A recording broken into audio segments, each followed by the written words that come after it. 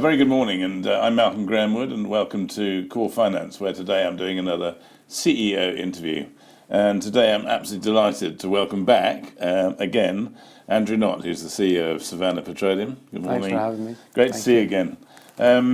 You have been the busiest person I know for months and months and months, and so hopefully over the next few minutes we can get into some detail. But before we do that, can you just give an idea for anyone who doesn't know anything about or much about Savannah, just a broad sort of top-down view of what the company does? Yeah, so Savannah is a name-listed oil and gas company. We've been listed for over 3 years now. We started off with licenses in the Republic of Niger, which is in what we believe to be a very attractive basin. We announced about just under 2 years ago we were going to move into Nigeria, and then at the back end of last year we announced that we were going to be acquiring, and the terms under which we would do it, 2 large oil and gas fields, interest in 2 large oil and gas fields, and interest in a relatively significant midstream business in the southeast of the country. So what that leaves us with is a business which we expect to generate significant cash flow going forward. We expect that cash flow to enable us, along with our existing cash resources, to fund what we need to do in Niger, pay a dividend, and then also to reinvest in other opportunities as and when they come our way. So brilliant. I'm looking forward to going into some detail of that. So the transaction you mentioned is the one you announced last autumn, and you'd spent a long time on doing it. So first of all, perhaps you can give us some detail about the company you acquired, the assets, and the upstream and midstream businesses, what they mean to you. Yeah, no problem. Okay, so Seven Energy is a Nigerian-focused oil and gas company. It had 2 businesses, one gas business, one oil business. We focused on the gas business. The gas business is quite a material asset and strategic asset. It powers about 10% of Nigeria's electricity supply. The fields that we are acquiring interest in, one's called Ukwa, one's called Stub Creek. They're very similar in size. They're both about 500 billion cubic feet gross, with about 10% of the resource base being liquids, 90% being gas. The Ukwa field is the cash engine of the business today. That field is in production for both gas and for liquids. The Stub Creek field is currently in production for liquids, and then the anticipation is that as Ukwa production comes off plateau in the future, the Stub Creek gas will then go and backfill that. And then, quite importantly, you've got good sales contracts now in place to monetize the gas, and then the oil itself is very straightforward. It's sold to ExxonMobil at Quaybo Terminal, which is very close to the asset. Interesting. Now, tell us about I'll come back to the upstream business in a minute, if I may, because I'm very excited about the midstream business, which when I first looked at it, looked for somebody like me who looks at both, I thought it looked like an interesting business. What do you think so there? The midstream business is called AccuGas. It effectively has a monopoly position in the distribution of gas in the southeast of the country. We will have a 20% carried interest. Our partner in that part of the transaction is a company called AIM, Africa Infrastructure Investment Managers. It's the largest and oldest private equity firm in Africa and a fully owned subsidiary of Old Mutual.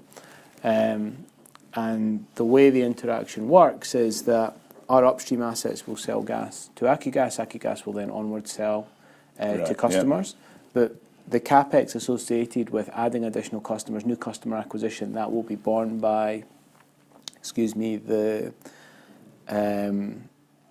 will be borne by the AccuGas business, which, because we have a carried interest, we won't be spending the money on. But in terms of the midstream business as a whole, I think the really exciting part of that is just the opportunity. So Nigeria is a rapidly expanding economy. For any economy to grow, it needs to have power. The principal alternative source of power to gas in Nigeria is diesel, which is what the majority of industrial customers in the region are using. The cost of that diesel is greater than 10 million, than 10 MCFE. Yeah. We're currently selling gas for $3.40, so there's a big opportunity to go and displace much higher priced diesel power from with gas. And importantly, the fields that we have that would supply that, the production volumes that we anticipate to come from them in the coming years, that's constrained by contract, not constrained by geology. So we could produce at a higher level going forward as and when the new contracts are signed. Excellent. So so taking it back to those upstream assets, it appeared to be a very cheap deal with good production and limited capex. How attractive was it? Obviously, it was in terms of price. It looked very attractive indeed for the production you were getting. Yeah, so in aggregate for the total transaction, we're paying about $280 million. That's about 36% of the capital invested in the assets that we're acquiring, just over $3 a BOE. So you're right, the metrics are good. And then if you look at the CPR valuation, we're paying the 280, and that equates to a valuation of about 663. So there's clearly a big value arbitrage, and even in that CPR valuation, it doesn't ascribe value to the Stub Creek gas, the potential for price and volume uplift on the field, and the additional prospective resource that sits in and around Ukko. So from that perspective, it's a good deal. In terms of the sort of the why, the why us, I guess is the obvious question. So Seven is a business we've been familiar with for a long time. When they came to speak to us in January, they were in severe financial distress. So much so that administration was a very real prospect in pretty short proximity to them coming to speak to us. The reason for that was they invested all the capital in the gas business, and then the principal customer just didn't pay them. Yeah. And what's important is, as part of this transaction, as part of this deal, what we've seen happen is that the World Bank and JP Morgan have stepped in to guarantee the payments of that principal customer, which effectively transforms the forward revenue stream from about 20% investment grade credit when we first started looking at the company to going forward about 92%. So there's a very significant value arbitrage that can be achieved through that. And in the process, you had to do a huge amount of restructuring of the debtors and so on, didn't you? Yeah. There's 9 different instruments. And these situations are always complex, but if you roll your sleeves up and get stuck in, then you should be able to solve them. Good. The question I get asked about this a lot is why Nigeria? Because, you and I have been in the business for a long time, and we see the attractions of the country, but one or two people don't see that. So tell me what you think are the really good spots about Nigeria and what you've got in the political landscape as well, maybe. Okay, so in terms of vis-a-vis the oil and gas industry, Nigeria has been a fantastic place to invest. So if you look at cash in versus cash out that the industry's taken since the 1960s on a 10-year rolling average basis, in an average year, the industry's taken 40% more cash out than it's put in. And there's a graph which, if you look in our investor presentation on the website, you can see, but it's been remarkably consistent despite the fact you've had political regime change, you've had investment in different types of hydrocarbons, from oil, from gas, to LNG type projects, onshore, swamp, deep water. All that mix of investment type, etc., the industry still made good cash.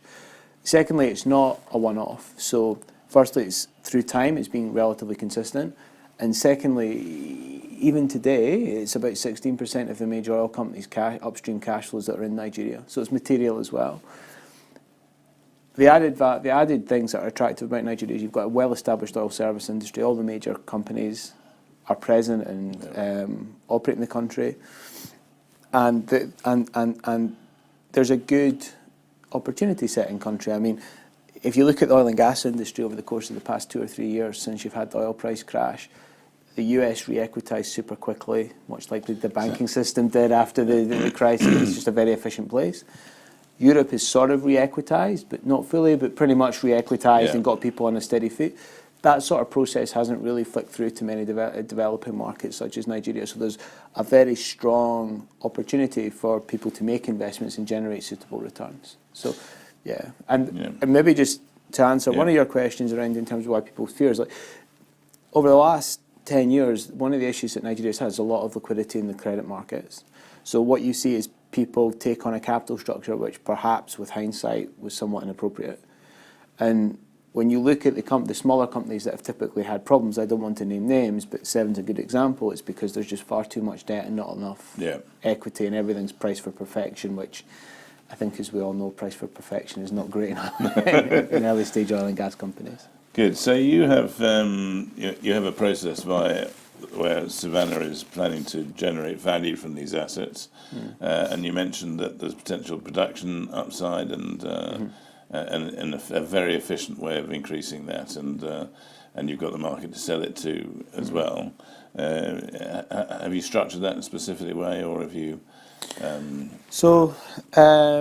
In terms of from a price and volume upside perspective, there's spare capacity both within the existing central production facility, which takes the raw gas and processes and puts it into a sellable form, and the transportation network. So Seven signed a series of memorandums of understanding at a higher gas price, so $7.50, which is consistent with other parts of Nigeria, what industrial customers pay because of this displacement issue. And one of the attractiveness of Seven full stop is that there's several low-lying fruit type opportunities which, for want of capital, have not been done, but are not beyond the wit of a sensible person to be able to put in place. So, absolutely. I mean, when you look at Aki Gas and how the KPIs are going to be structured going forward, a big, significant portion of those KPIs is going to be around new customer acquisition. So there is a process and a thought process that's gone behind it, and the partner that we have, AIM, is a very experienced infrastructure investor, very used to doing these sorts of projects. Before we move off the deal, just a quick word on how you funded it and how you put all the funds together and so on, because that must have been quite a task as well. Yeah, so one of the good things that we've always had as a business, we've had good institutional shareholding backing that are taking a medium to long-term view, not a 5-second view. And so we funded it through equity, a combination of equity to our existing investors and then also issuing equity to some of the existing creditors. That process is now complete, with the exception there's another $20 million of equity which gets issued to bondholders on close. But it was a process that we've gone through, and now the good thing is we're away from worrying about the corporate finance aspects to worrying about the business aspects. Operation, that's excellent. And you're committed to paying a dividend as well, aren't you? Then? Well, the assets generate cash, so you would think you should be able to get cash out of them. Exactly. Right, we've pretty much covered that, I think, and. When we last spoke, you were telling us about what was going on in Niger and so on. So let's move over to Niger. And first of all, where are you on that process? Obviously, market knows that you're almost ready to rumble in terms of this back-to-back drilling. Why don't you run us through everything that's going on in Niger at the moment? Yeah. So one of the frustrations of the transaction was clearly that it resulted in us having to delay the drilling. Now that we're moving on to operations, we can start the drilling. So we're working with Great Wall Drilling. Great Wall is has drilled 250 plus wells in Niger. The rig we've got is a hot rig. It also has drilled a lot of wells in the country. So where we are just now is everything is pretty much ready to go, and per what we said when we did the deal, we expect to be spudded by the end of this month. The wells will take about 30 days. It takes about 10 days to move the rig. The primary targets are the Eocene targets. There's some upside targets that lie above them, but the focus is very definitely on what's called the Eocene soccer alternances play. And you're typically looking at structures which could be up to around 30 million barrels in terms of recoverable resource. And remind me of where should you be successful, where the export route is for discoveries of oil in Niger? So our focus for quite some time has been exporting the crude into northern Nigeria, and I was very pleased in early February when Minister Kuchiko and Minister Gado from Nigeria and Niger respectively signed the joint communique. Yeah, I remember. Which is around how that process will happen going forward. So we await further progress on that. We expect to participate fully in that process, and so our expectation is it will go through northern Nigeria, and it wouldn't just be Savannah crude; it would also be the other crudes that go in the basin. Yeah. From an NPV perspective, it's very much an enhanced economics situation. Are there any sort of efficiencies between Seven and what you've just bought and anything that you might have in Niger, or is it? So I think if you look at Niger and Nigeria, given that we expect the crude to come over, clearly there's a duplicity of stakeholders. in terms of the operational capability of Seven, one thing I'm very happy with is the quality of people that we get as part of the Seven transaction. So the way the assets have been operating, the way the assets have been run has been very good. I mean, you can see that we've got statistics again in our investor presentation around the uptime and all those sorts of good KPI type metrics. So definitely there's a people enhancement, and there wasn't a lot of overlap between the two businesses in terms of people. So I think that's very good, and what it does definitely give us is a very good starter kit to grow the business further effectively.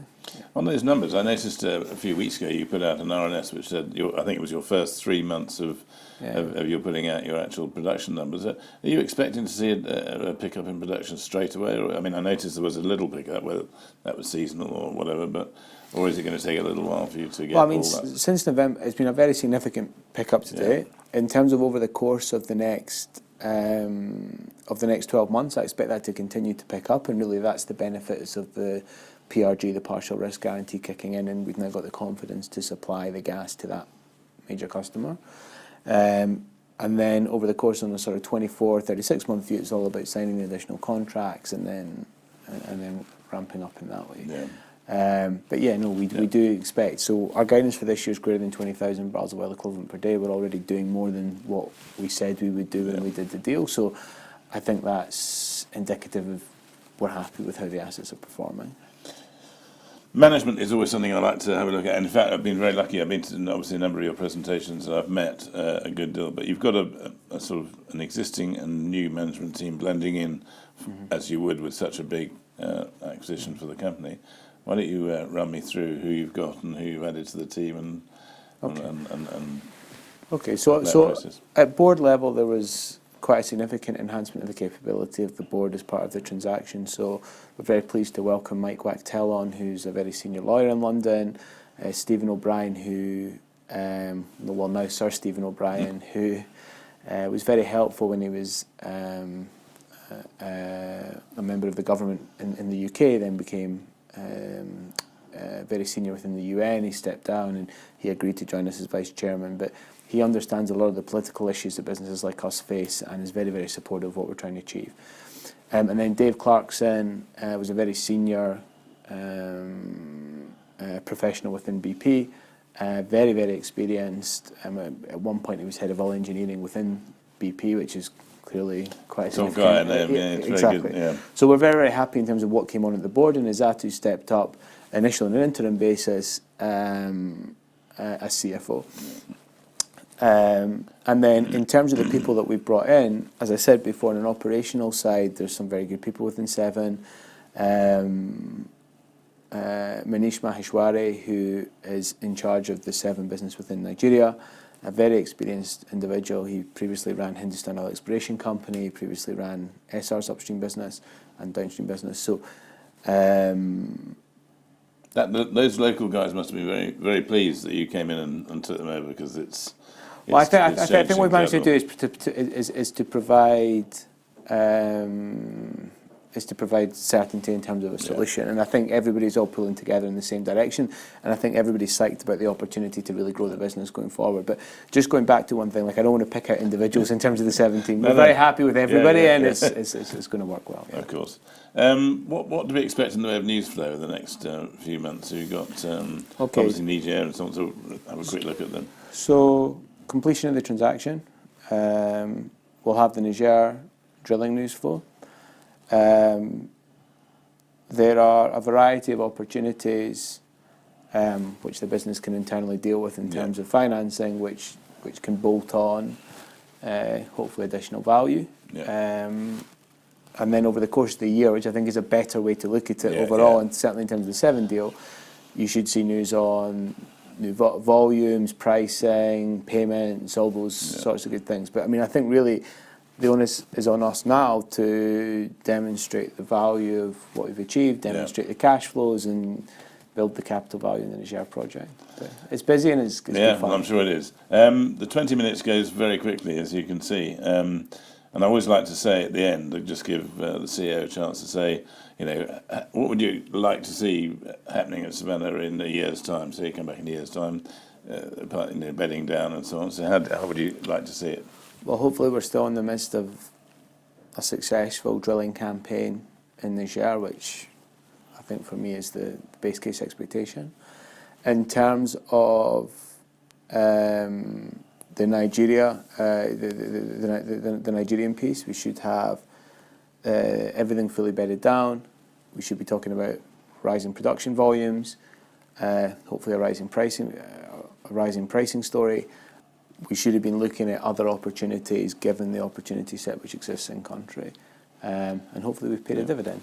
And the dividend indeed. Thanks very much, Andrew. Thank you. Thank you very much indeed. Today it's been my Core Finance CEO interview. My guest has been Andrew Knott, CEO of Savannah Petroleum. Thank you very much for watching, and see you next time. Thank you.